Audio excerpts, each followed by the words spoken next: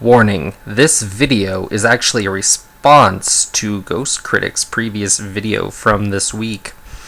This is not a normal review. If you are confused by anything said,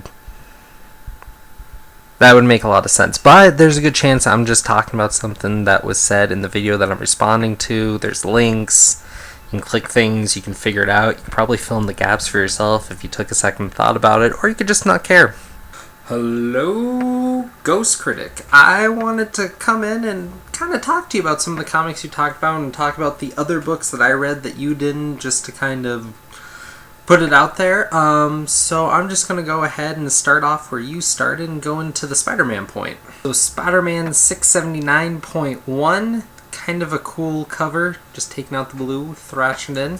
And I'll admit, this wasn't the greatest SpiderMan comic, but I thought it was kind of interesting, and it did feel a little different. You can feel where it's Yost and not Slott. The whole idea of Morbius coming out is good. I'm kind of glad they got to it, though I find it interesting that they'd address that, and essentially the points being their own self-contained thing. You wouldn't understand the mystery if you haven't been reading, so for them to reveal that mystery seems kind of odd. Whatever. It's already been hinted that Morbius was the last member of this think tank, and now it's come out and been revealed to the characters. Whether or not people picked up on that before, if they have been reading, I think they made it really obvious at one point, but, you know, mileage may vary as far as how people pick up on, you know, antiquated Spider-Man references. And, I'm not sure, and I think you have a much more fair point as to this being a point issue and coming in and reading it. I have no basis. Been reading Spider-Man my entire freaking life. If people don't get inane references, I don't know. I mean, I've been reading this for so long, it's second nature to me to pick up on, oh, clearly it's that villain, you know, whatever. But I mean, if this was a Batman thing where I haven't read so much Batman, people are like, oh, it's this guy, and I'm like, I don't even know who that guy is. Like, I remember there was a lead-up in one random comic I was picking up somewhere, like, just post-Nightfall, that was, like, these slashes, and people were like, oh, it's Zaz, and I didn't know who he was at that point. So I imagine something beforehand would have been very akin to this, like, little hints that they drop at Morbius before they actually come out and say it in this book, which is pretty early in. Then there's Mr. Jackson in here, and I thought it was kind of interesting to go with that and kind of make that more of your reference character to talk about. I guess you didn't feel that way as much, and that's fair, but again, I've read so much Spider-Man, a little bit of difference, you know, I think I appreciate a little more in this idea of someone just being a tech nerd and coming in and being like, I'm gonna kill some vampires. I just thought was kind of cool and kind of like, in a weird way, a take on some of what Spider-Man does, so I don't know. I also wanted to point out it's been kind of interesting because the last time that there was kind of a big anniversary event with Spider-Man, around when they did 600, they made this big point of having a Doc Ock issue and having this whole crazy thing. And now that they're doing this Spider-Man 50 years and this big anniversary event, it's Doc Ock again. It seems like they're trying to transfer Spider-Man's villain to Dr. Octopus away from Green Goblin, now that they're trying to make Green Goblin more of a general Marvel Universe and Avengers villain. I don't know, just thought that was kind of interesting, but be curious to hear what anyone else thinks on that. And then seriously, the Dark Knight comic, dude, I couldn't even look at that after the first issue. I already agreed to buy 3 issues as I did with all the DCs, clearly, so I did, as you know, look at it, but I have no idea how the heck you're still reading that, so drop it. That's my recommendation. I mean, do what you want, but drop it. Then there is this one, the XForce with the Tuccini art, which you're talking about, and I agree. I mean, the last couple issues, I thought the story was a little weaker, because frankly, a lot of what XForce has been so far, despite being amazing, a lot of it is Phantom X is an amazing character. He's kind of the Wolverine in this book, despite that Wolverine's in this book. But you know what I mean, like, he's trying to be the uber cool loner guy, and now Wolverine can't fill that anymore, and so that's what he is here. Why, right? And then, I don't know, I just wanted to say that Remender Duccini have worked before on Last Days of American Crime, which was awesome, and the art worked there.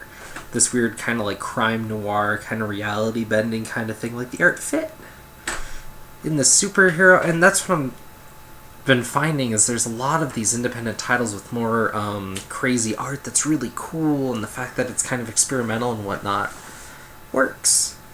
And in superhero comics, if it isn't like clear lines, clear colors, you know, kind of that industry standard that you're sort of looking for, which is kind of weird because the guy prior, you know, did some cool stuff, and it was a little off the wall different, but it looks so good, right?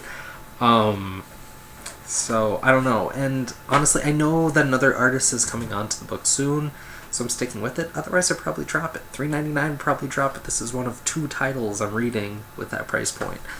DC can't hack that for me. Only Marvel can, which I hate to say, because Marvel's the big bad right now, but there's a reason. So, yeah, to those who haven't read this one yet, wait for a trade and Amazon sale. It's just, the art's not that great.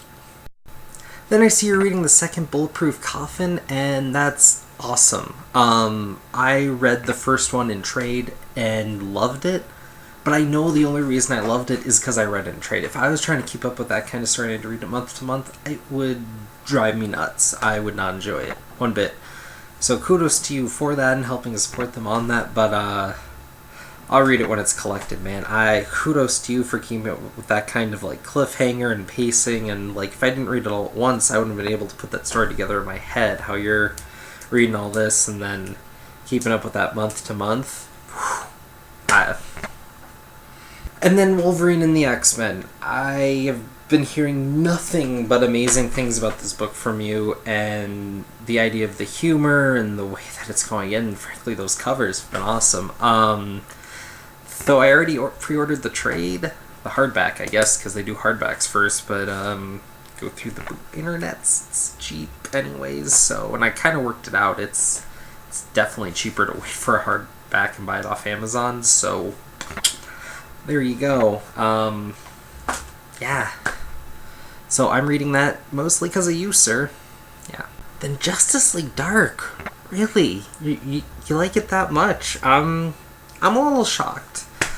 I mean, what I mean is when I read the first initial bits, like I was intrigued, but the art just kind of grated me. And honestly, some of the dialogue was just kind of didn't work. It seemed fake. It seemed like that's not how anyone would rightfully react to anything. So I don't know. So maybe I should reread it, check it out again. But I'm surprised that you're liking that book that much. But hey, kudos. I understand some of the love because I've been rereading some of the old John Constantine stuff, and it's killer. It's dense though, and this book definitely doesn't have that. So kind of a shame, I guess. I don't know. Are you even reading Hellblazer anymore? Are they printing that anymore? Or is that with pretty much everything else in Vertigo? Oy. Then I feel everyone has that one book where everyone else says, you know, it's great, it's awesome, why aren't you reading this? Oh my god, and I've read a little bit, and I'm... Morning Glories, man. I'm not reading that. And everyone, it's not just you, it's everyone. This book's amazing. And no, it's not. I don't know why, but keep up the love, man. And hey, supporting good creators is good, so... But then, since I had a particularly great week, I know you said you were half and half this week. I had a great week, so I thought I'd talk about the other comics that you didn't mention. Also, I got that SpiderMan last week, so whatever. Not gonna judge. Whatever. New Guardians. This is the only Green Lantern book I can take anymore. Man, it's just crazy sci-fi light action going on. The art is just... If the art wasn't there, this book would not be okay. Man, there's just some crazy panels and the idea of all this emotion, energy flying around. Like, they're just taking it to the ninth and running with it. It's been pretty sweet for that. And then, bam, Atomic Robo. Man, this Ghosts of Station X arc has been amazing. And if you haven't been reading this or any other Atomic Robo, no book could I recommend more than Atomic Robo. Dear Lord, this issue in particular, Atomic Robo is sentient robot going around whatever, crazy stuff all the time. There's been threats and ideas, but it's more to around him than him. This is one time where the threat to him is so well written and well done, because he kind of has that Superman conundrum, you know? I mean, he's invincible. How do you kill him? How do you create a threat for him? And he's not to the Superman degree, but yeah. This was a read. I expect good things, and they always go above and beyond. This book has been incredible. Then we have Ninja Turtles. Bam! Number 7, and they're just chucking along, and now that we're past kind of the origin point, they're kind of able to get in play with all the toys again, and Eastman heading it, so it has some of that old flavor. Man, this has been a hell of a read. They're still slipping in a few pages for small character moments. Like, this has been a joy to read, and I'm glad the Turtles are back. Like I said, I've been reading SpiderMan all my life. I've been reading Turtles all my life, and this is one of the better runs, I gotta say. And I can say that because I've read all of them. And then, far out and away, I don't normally do this kind of thing like you do, but that's we're talking. My pick of the week, Chew. Not even focusing on John Chew, but his daughter. Yeah, crazy issue. You haven't read it. This is near the end of the video, so spoilers. Whatever. If you're not reading Chew, what's wrong with you? All the cool superpowers in this book are based off of food, right? And this one guy is able to carve out chocolate to a degree that he can carve out weapons like guns, and they'll work. And they play on that and the other things they've already set up, and this book just... I know I've been reading Chew and enjoying it, but this book brought me back to be like, no wonder everyone loves this book.